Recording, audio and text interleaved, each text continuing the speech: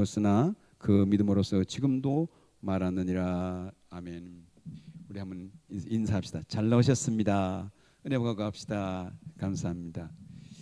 우리가 세상을 살아갈 때에 믿음을 가지고 사는 것과 믿음 없이 사는 것은 이렇게 차이가 나는 것을 천냥지차라고 합니다. 하늘과 땅 사이와 같다, 그런 것이다. 마치 뭐 계란으로 비유하면 무증난과 유증난, 이것은 뭐 게임이 안 됩니다. 무증난은 생명이 없는 것이고 유증난은 생명이 있는 그런 것인데, 믿음을 가지고 살아가는 것은 대단히 중요합니다. 그러므로 어떻게 생각하면 이 모든 세상의 삶의 모든 관건은 믿음의 문제입니다. 믿음. 히브리서 11장 히브리서 11장은 특별히 믿음장에 대해서 말했어요. 히브리서 11장을 믿음장이라. 히브리서 11장에 보면 믿음의 선진들에 대한 얘기가 쭉 나옵니다. 기라성 같이. 참으로 히브리서는 누가 쓴 것인가? 많은 사람들이 참 제 생각에도 바울이 쓴 것이 아닌가 그렇게 생각되는데, 바울이 썼다면 나 예수 그리스도의 종된 바울은 친필로 너에게 써놓으니 그렇게 서두냈을 텐데, 바울이라는 언급이 조금도 전혀 없습니다. 그래서 바울이 썼는지, 그러나 이 모든 참으로 박진감 있고 이게 쓰는 것을 보면 바울이 쓴 것 같은데, 요즘 또 이렇게 성경 주경학자들이 바울이 쓴 것이라고 이렇게 주장하는 사람들 많이 있습니다. 그러나 또 한편에서는 히브리서를 물론 성령이 기록한 것이지요. 성령의 감동으로, 물론 저자는 성령 하나님이십니다. 그런데 그것을 누가 성령의 감동으로 받아서 기록했는가? 그것은 또 한편 말하기를 천국에 가면 알 수 있다는 그런 얘기도 하기도 합니다. 어쨌든 이 히브리서 11장을 믿음장이라고 말하는데, 우리가 우리 교회에서 성령 암송 대회도 했었어요. 오늘 봉독 말씀 같이 한번, 자막이 보입니까? 우리 천천히 우리 교독에 쓰는데 한 번 더 같이 읽어봅시다. 같이 뜻을 생각하면서. 히브리서 믿음장인데, 아벨의 믿음에 대해서 서도에 있었습니다. 같이 천천히 있습니다. 믿음은 바라는 것들의 실상이요 보지 못하는 것들의 증거니 선진들이 이로써 증거를 얻었느니라. 믿음으로 모든 세계가 하나님의 말씀으로 지어준 줄 우리가 아나니 보이는 것은 나타난 것으로 말미암아 된 것이 아니니라. 믿음으로 아벨은 가인보다 더 나은 제사를 하나님께 드림으로 의로운 자라 하시는 증거를 얻었으니 하나님이 그 예물에 대하여 증언하심이라. 그가 죽었으나 그 믿음으로써 지금도 말하느니라. 아멘. 우리는 가인과 아벨에 대해서 잘 압니다. 이름하여 가인과 아벨이 그의 농사를 짓고 하나님께 제단을 쌓았습니다. 그래서 우리는 이 이야기를 주일학교 때부터 잘 들어서 압니다. 가인의 제물은 물론 하나님이 안 받으셨어요. 아벨의 제물을 받으셨습니다. 그래서 가인은 어떻게 했습니까? 농산물을 드렸습니다.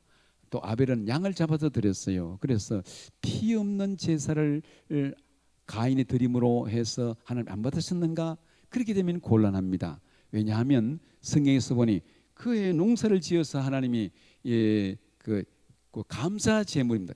그것을 창세기에 기록해 놓았는데, 창세기 4장 3절에 보면 이렇게 기록됩니다. 세월이 지난 후에 가인은 땅의 소산으로 제물을, 세월이 지난 후에 농사 다 짓고 땅의 소산물로 제물을 드렸어요. 그리고 아벨은 양을 쳤고 가인은 농사 지었습니다. 그러므로 목축을 안 했습니다. 그러므로 각기 감사의 제사를 드린 것입니다. 감사의 제사. 그런데 어쨌든 웬일인지 가인의 제물은 안 받고 아벨의 제물은 받았더라. 그래서 특별히 보면 가인의 제물을, 이것을 소산물이라고 그러는데 피 없이 드리는 제사도 있습니다. 피 없이 드리는 제사를 소제, 민하라고, 민하. 피 없이 드리는 제사.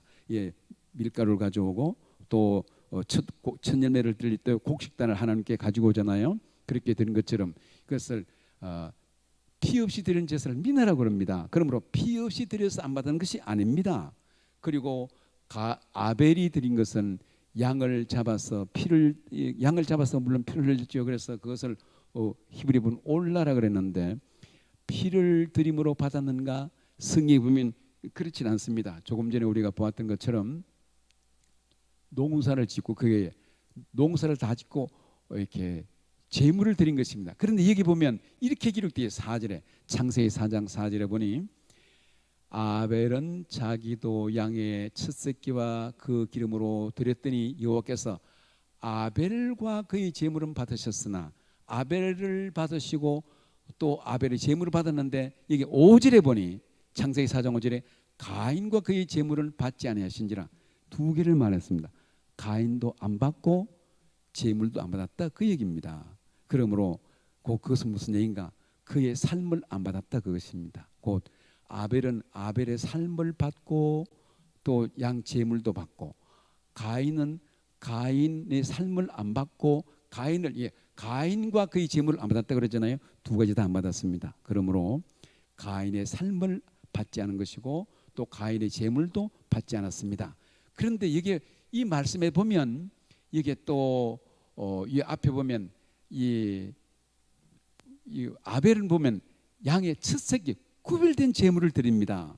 양의 첫 새끼를 드렸다 그랬어요. 그런데 아벨은 가인은 그런 것이 가인은 그저 농산물을 다 짓고 드렸더라. 그게 첫 이삭이라든지 가장 좋은 것이라든지 그런 것이 없습니다. 그것을 보면 가인은 정성이 없었고 구별된 제물이 없었던 것이고 그리고 그의 삶을 하나님께서 받지 않은 것입니다. 그러므로 또 로마서 12장 1절 말씀에 보면 너희가 하나님의 거룩한 산제사를 드리라고 말했습니다. 산제사가 뭔가요? 산제사의 반대는 죽은 제사인데 산제사는 우리의 삶을 하나님께 드려야 된다 그 얘기입니다. 삶을 드리는 제사. 한편 이렇게 아벨은 제사 잘 드리고 돌에 맞아 죽었습니다. 순교했습니다. 장차 오실 메시아 예수 그리스도가 이런 아벨 대신 하나님께서 셋을 주는데 이런 셋의 후손으로 메시아가 옵니다. 또 한편 여기에 아벨의 제물에는 이 십자가가 그려져 있네요. 누가 이 그림을 그렸는지 그렇습니다. 장차 오실 메시아 예수 그리스도 십자가의 예표적인 사건입니다. 이 창세기 4장 7절 말씀에 보면 가인은 자기 분노를 다스리지 못합니다. 자기의 삶을 다스리지 못했어요. 하나님께서 우리 너는 생육하고 번성해서 다스리라고 말했어요. 세상을 다스리고 우리는 환경에 끌려가면 안 됩니다. 환경을 따라가면 안 됩니다. 여기에 창세기 4장 7절 한번 읽어볼까요? 내가 선을 행하면 어찌 낯을 들지 못하겠느냐. 선을 행하지 아니하면 죄가 문에 엎드려 있느니라. 죄가 너를 원하나 너는 죄를 다스릴지니라. 죄의 하타트, 죄라는 그 의미는 헬라에서는 하모르티아, 또 히브리에서는 하타트라고 하는데 그 의미는 마치 궁수가 화살 쏘는 궁수가 관역을 맞추지 못한 것입니다. 관역을 물론 표적을 안 보고 쏘면 안 맞겠죠. 그것이 잘못 맞추면 안 맞습니다. 그런데 또 하나 이 관역을 못 맞추는 것은 화살이 힘이 없으면 못 맞추는 거예요. 힘이. 그러므로 이웃을 덜 사랑해야 되는데 덜 사랑하는 것이 죄입니다. 하나님을 덜 사랑하는 것이 죄입니다. 덜 충성하는 것 그게 죄라는 것입니다. 그러므로 우리는 이 죄에서 자유할 수가 없습니다. 로마서 3장 23절 말씀에서는 모든 사람이 다 죄인이다. 모든 사람이 죄를 범하였음에 하나님 영광 이르지 못하더니 이처럼 죄가 문 앞에 엎드려 있느니라. 그러므로 죄가 이것은 뭡니까? 죄가 웅크리고 마치 사자처럼 너에게 덤벼든다 그것입니다. 너에게 덤벼든다. 죄가 기다리고 있다. 그러므로 너는 죄를 다스릴지니라. 우리는 죄를 다스려야 됩니다. 우리 모든 생각을 다스리고 모든 것을 다스려야 되는데 이렇게 가인은 어떻게 사람의 행동은 마음의 생각대로 이루어집니다. 이런 분노를 다스리지 못하고 그러므로 그 분노해서 또 이렇게 아벨 제물을 받은 것을 괘씸하게 생각해서 이 아벨을 우리 덜로 가세 70인 얘기 보면 그렇게 보여요. 우리 덜로 가세 그렇게 해서 덜로 가서 쳐 죽입니다. 하나님이 가인아 내 아벨을 어떻게 했느냐 그랬더니 가인이 뭐라고 말합니까? 내가 아벨을 지키는 자니까 그렇게 말했어요. 어쨌든 여기 보니 아벨은 더 좋은 제사를 드리고 순교자가 되었는데 하나님께서 이렇게 첫 번 순교자 대신에 순교자가 죽고 셋을 주었어요. 셋을. 그러면 우리는 알아야 됩니다. 셋의 후손입니다. 우리는 셋. 아벨은 죽었어요. 그 대신 셋을 주니라. 아벨 대신에. 그러므로 예수님은 셋의 후손으로 왔습니다. 세상은 이제 두 계열이 흐르고 있어요. 가인의 계열과 셋의 계열이 흐릅니다. 그러므로 세상사는 뭔가? 세상사는 가인의 계열과 셋의 계열 중에서 이 사람들이 하나님을 어떻게 아느냐? 우리의 신앙의 관건은 하나님을 왕으로 섬기는 것입니다. 곧 가인은 자기가 모든 것이 다인 줄 알고 아벨을 쳐 죽였어요. 그런데 에덴 동산에서 선악과를 먹지 말라고 한 것도 그 얘기는 뭡니까? 아담과 하와에게 너 다 먹어라, 다 해, 다 거느려. 그런데 꼭 한 가지 알아야 된다. 알아야 되는 게 뭔가? 주인은 나야, 나. 그것이 선악과 사건입니다. 왕은 나다, 왕은. 그러므로 가인과 에덴 동산에서 아담과 하와는 왕 대신 주님을 무시했어요. 주인된 하나님을 무시했습니다. 그 결과 하나님의 말씀에 불순종한 것, 이 불순종한 것이 하나님에서 시작된 것이 아니고 이 가인 아담과 하와의 불순종에 의해서 시작된 것입니다. 그러므로 오늘 이 주제에 있는 것처럼 주님께서 세상의 왕이신데 우리의 신앙생활은, 우리의 삶은 실제로는 성경 전체는 왕이 누군가를 다루는 이야기입니다. 주인이 누군가, 그것이 성경 전체 이야기입니다. 성경에 보면 내가 곧 왕이니라, 그 얘기가 자주 간혹 나옵니다. 내가 주인이다, 내가 왕이다. 그러므로 우리 신앙생활에 하나님을 왕으로 잘 모시는, 하나님을 주인으로 잘 섬기는 믿음의 교우들이 되기를 주의 이름으로 축원합니다. 우리는 그러므로 하나님을 왕으로 섬기는 이 일에 있어서 우리가 가져야 될 그런 신앙이 있습니다. 곧 신앙이라고 하는 것은 삶을 의미하는 것인데 믿음, 우리는 어떤 신앙을, 어떤 믿음을 가져야 되는가? 첫 번째로 무엇보다도 꼭 가져야 될 것은 창조주 신앙, 창조 신앙. 우주 만물을 하나님이 지으셨다는 사실을 확실하게 믿어야 됩니다. 어정쩡하게 우주 만물을 곧 하나님이 주인이시다, 하나님이 왕이시다, 만물을 하나님이 지으셨다, 이것을 확실하게 믿고 우리는 하나님 앞에 이 말씀에 항복하고 또 굴복하는 그런 믿음의 삶을 사는 교우들이 되기를 바랍니다. 창조 신앙을 가져야 돼. 그러므로 세상에 우연히 어림도 없습니다. 세상 아무리 과학이 발달해도 이렇게 줄기세포 이렇게 해서 사람을 못 만듭니다. 누가 얼마 전에 저 외국의 뉴스에 봤더니 사람 심장이 고장이 나서 돼지 심장 이식해 가지고 살았다고 막 대에서 특필 나더라고요. 그래서 이거 하나님 그냥 안 두지. 얼마 안 있다 죽었어, 돌아가셨어요. 죽고. 그거 됩니까? 살다가 이게 살집 하나 삐져졌는데 그냥 소 잡아가지고 소살 붙여놓으면 붙습니까? 아닙니다. 하나님과 우리는 피조물, 하나님 우리를 지으셨어요. 동물과 다르게 하나님이 영을 우리에게 불어넣으셨어요. 돼지 심장 이식한 사람 바로 죽었습니다. 무슨 얘기입니까? 이 어림도 없는 얘기예요. 창조주 신앙을 가져야 됩니다. 창조주 신앙. 그러므로 이 시작이 잘못된 그런 과학은 다 그 물거품과 같습니다. 두 번째로 가져야 될 것이 무엇인가? 구속 신앙입니다. 우리 모든 허물과 죄수를 구원하실 분은 우리 주님이시다. 우리는 때로는 믿음으로 구원받는 것인데 이 믿음을 내 노력으로 생각하기 쉽습니다. 절대로 믿음은 내 노력이 아니고 하나님 주신 선물입니다. 그러므로 우리에게 구원이 어떻게 이루어졌는가? 로마서 5장에 보니 우리가 아직 연약할 때 우리를 위해서 죽으심으로, 우리 연약한 아무도 할 수 없고 마치 어린애 같은 우리를 위해서 죽으셨다.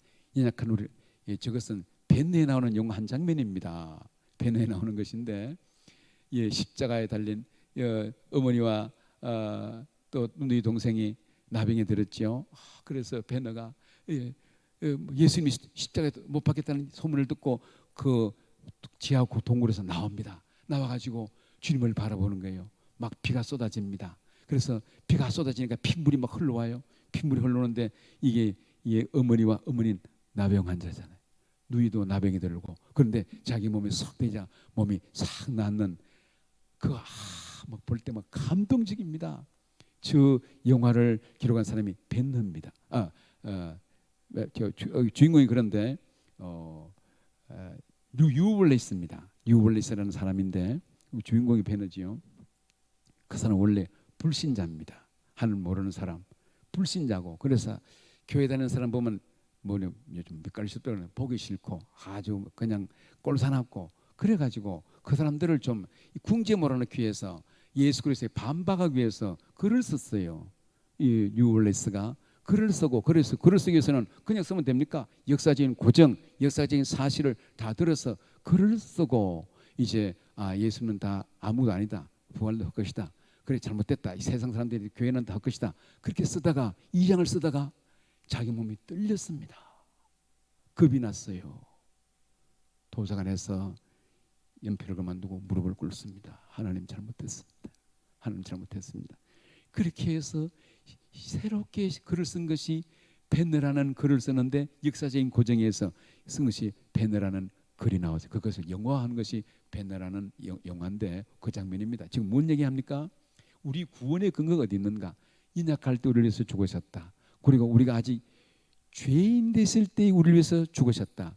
우리 의인은 넌 잘났어 착해. 우리 그런 사람을 위해서 죽은 것이 아니고 죄인 된 우리를 위해서 죽으셨다는 사실입니다. 내가 세상에 온 것은 의인을 부르러 온 것이 아니라고 말했어. 죄인을 부르러 왔다. 죄인을. 건강한 자에게는 의사가 필요 없다. 건강한 자에게는 필요. 나는 건강한 자를 위해서 온 것이 아니고 병든 자를 위해서, 죄인을 위해서 세상에 왔다. 그러므로 우리 구속의 은혜를 우리가 깊이 생각하면, 히브리서 기자가 말한 것처럼 예수를 깊이 생각하라. 우리를 주님께서 어떻게 구원했습니까? 하는 거 원수 되었을 때에 우리가 세상으로 빠지고 하나님께 반목질시하고 불순종하고 그럴 때에 불순종하는 우리를, 착한 우리를 위해서 죽은 것이 아니고 불순종하는 우리를, 하나님과 원수된 우리를 위해서 주님께서 죽으셨다는 사실입니다. 우리를 구원하신 구속의 신앙을 꼭 기억해야 됩니다. 그 구속의 첫 번째 신앙이 뭐라고? 창조 신앙을 기억해야 되고, 두 번째로는 우리를 구원하신 구속의 신앙을 기억해야 되고, 세 번째는 뭡니까? 부활 신앙입니다. 우리는 부활, 그러므로 부활의 신앙. 부활의 근거는 무엇입니까? 우리는 오늘 여기에 천사의 지적이네요. 빈 무덤이 부활의 증거입니다. 예수님이 말씀했어요. 성경이 증거합니다. 제자들이 변했어요. 초대교회 교회가 폭발적으로 변화됩니다. 그리고 무엇보다도 바울이 변했어요. 바울 똑똑한 사람. 바울은 교회를 핍박하던 사람입니다. 예수를 안 믿던 사람입니다. 그는 교회를 핍박했고 스데반을 죽인 장본인이고 그는 아주 학문이 능통한 사람이었어요. 그런데 그가 떨거덕 부활하신 예수님을 만났다는 사실. 그래서 그가 갑자기 바뀌었어요. 그의 삶이 터닝 포인트. 갑자기 바뀌었어요. 그래서 그가 피를 들어서 글을 씁니다. 이렇게 해서 시작된 것이 로마서, 고린도전서, 후서, 디도서, 빌레몬, 에베소, 빌보, 골로새, 이렇게 해서 무려 13권을 씁니다. 바울이 변화되었어요. 부활의 증거가 무엇입니까? 바로 구약에는 기독 유대인들이 안식일을 지켰어요. 그런데 안식일이 변해서 주일을 지킵니다. 안식일을 지키는 것이 아니고 안식 후 첫날에 다 같이 모여 떡을 떼며 성찬식이죠. 그렇게 해서 이 안식일이 주일로 바뀐 것, 초대교회가 부흥된 것, 다 이게 놀라운 부활의 증거입니다. 그리고 성경 전체가 이것을 이야기하고 있어요. 성경 전체가. 그러므로 우리는 부활의 신앙. 이 세상에 대한 불편하고 팔다리도 아프고 그래도 우리가 장차 주님께서 오실 때 또 천국에서는 이 모든 눈물도 없고 아픔도 없고 고통이 다 떠나갈 줄 믿습니다. 첫 번째 신앙이 뭐라고요? 우리를 지으신 창조주 신앙. 두 번째 신앙이 우리를 구원하신 구속의 신앙. 나를 구원하실 분은 주님이시다. 죄인을 위해서, 죄인을 부르기 위해서 세상에 오셨다. 죄인 되었을 때, 원수 되었을 때, 연약할 때 우리를 위해서 죽으셨다. 구속 신앙. 세 번째로는 부활 신앙을 가져야 되고, 또 하나 우리가 가져야 될 신앙이 무엇입니까? 재림 신앙입니다. 재림의 신앙을 가져야 되는데 우리는 장차 주 앞에 설, 그리고 주님께서 다시 오시겠다고 말씀했어요. 김말란 박사는 내가 죽을 때에 장성을 부르지 말고 영광송, 할렐루야, 영광송을 불러라. 그래서 참 이화여대가 학생들이 이 김말란 박사 장례식 때 할렐루야 영광송을 불렀습니다. 그러므로 때로는 장례식을 어떤 교회에서는 천국 환송식 그렇게 하는데 저희들은 그냥 이렇게 장례식으로 그래 합니다만은 그 의미가 있습니다. 그러므로 우리는 재림의 신앙을 가져야 됩니다. 재림의 신앙. 장차 주 앞에 서게 되고 주님께서 다시 오신다는, 주님께서 어떻게 오십니까?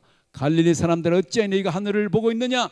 너희가 본 그대로 내가 다시 너희가 본 그대로 예수님이 친히 자신이 오겠다고 그랬어요.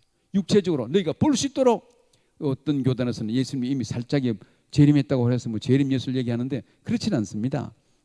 예수님은 다 알 수 있도록 한쪽에서는 매를 갈고 한쪽에서는 밭을 갈고 한쪽에서는 잠을 자고 그렇잖아요. 우리는 지금 밤이지만은 저 유럽은 지금 아침입니다. 우리는 밤이 됐지만은 유럽에서는 지금 6시간, 이스라엘은 늦잖아요. 지금 그러므로 이스라엘은 지금 오후 3시입니다. 오후 3시. 그런 것처럼 오후 3시고 또 다른 동네는 지금 밤중이고 지금 하와이쯤에는 캄캄한 밤이죠. 지금 그런 것처럼 어떤 사람은 매를 갈고 어떤 사람은 잠을 자고 있는데 한 사람은 데려감을 당하고 한 사람은 버리됨을 당하고 무슨 얘기인가요? 재림의 주 마지막 주님께서 오실 때는 주님께서 친히 자신이 오시고 육체적으로 가시적으로 볼 수 있게 오신다. 몰래 살짝 오는 것이 아니다. 그리고 돌발적으로 주님께서 오실 때는 갑자기 온다 그래요. 갑자기 도적처럼 도적같이 온다. 갑자기 온다. 그러나 믿는 자들에게는 그 모든 때를 얘기해 준다고 말했어요. 우리는 주님께서 언제 오시는가? 그때는 지금 이 때를 말세의 진말이라고 말합니다. 우리는 재림의 신을 가지고 그리고 우리가 주님 올 때는 우리는 영광스럽게 주님을 맞이하게 될 줄 믿습니다. 주님께서 우리의 모든 구원을 완성하셔서 주 앞에 의젓이 서게 하실 줄 믿습니다. 우리 이러한 주님의 이러한 창조주 신앙, 창조 신앙, 두 번째로는 구원해 주시는 신앙, 세 번째로는 부활의 신앙, 네 번째로는 재림의 신앙. 이 신앙 가지고 그러므로 이제는 이 오늘 말씀을 정리합니다. 세상은 두 계열입니다. 가인 계열이 있고 셋 계열이 있어요. 아벨은 죽고 그 대신 셋을 주었어요. 그러므로 셋 계열은 뭡니까? 이것이 바벨론으로 라멕을 위시해서 바벨론 제국으로 흘러갔습니다. 그리고 셋 계열은 가인 계열은 바벨론 제국으로 흘러갔고 셋 계열은 이스라엘 위시해서 하나님 나라 확정을 위해서 또 셋의 후손으로 메시아가 오셨습니다. 그러므로 우리는 주님께서 명령합니다. 오늘 너희가 죄를 다스릴지니라고 말해요. 죄를 다스리라. 하나님께서 우리에게 세상을 살아가면서 세 가지 여러 가지 하신 말씀이 있지만 율법은 613가지입니다. 그중에 365가지는 하지 말라는 것이고 248가지는 하라는 것입니다. 놀랍게 613가지 중에 하지 말라는 것이 놀랍게 365가지예요. 하라는 것이 248가지 포함하면 613계명이 되는데 이것을 압축해서 보면 세 가지입니다. 세 가지. 주님께서 세 가지 명령을 내렸어요. 첫 번째로는 문화명령입니다. 문화명령.